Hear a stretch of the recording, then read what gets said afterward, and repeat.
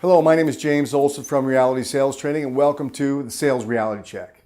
Today we're going to talk about being a business person versus being just a salesperson. So a lot of salespeople don't really get the difference, but if you look at sales relationships, the number one and number two suppliers are usually very good business people also. They understand their customer's business, the part that they do for them, better than the customer does, and they're ahead of their customers. So let me give you a couple specific places in the sales cycle where we can project a business person style while we're selling. So in the prospect call, a lot of sellers are trying to sell, and a prospect call is not about selling. A prospect call is about defining whether the customer works for us. It's about qualification. We're qualifying the customer.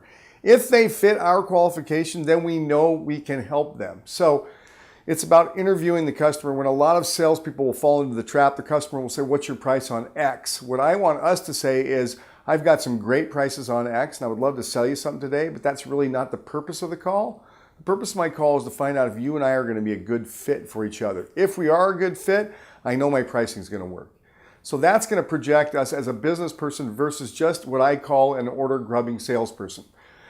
Second, promote, don't quote. A lot of salespeople are just serving their accounts versus promoting product to them, promoting ideas, product proposals. I want us to go to our clients with ideas. Don't just say, "Well, what do you need today, Bob?" That almost guarantees for sure that we're going to get treated poorly. Persistent and consistent calling versus just what I call deal selling. I think deal selling is important, but I think we also need to call our customers and promote product to them in a persistent and consistent way. This is a businessman style versus, "Hey, I'm just trying to get an order today." Another thing is, where are you in your buy cycle versus what are you buying today? So a lot of sellers, when they promote a certain product to a customer, let's say they're promoting a bag of apples, and the customer says, "Well, I don't need any," and they're a fruit buyer. And the customer says, "Well, I don't need any apples today." A lot of salespeople will say, "Well, what are you buying?" And what I want us to do is say, "Well, where are you in the apples? Where are you on that particular product?"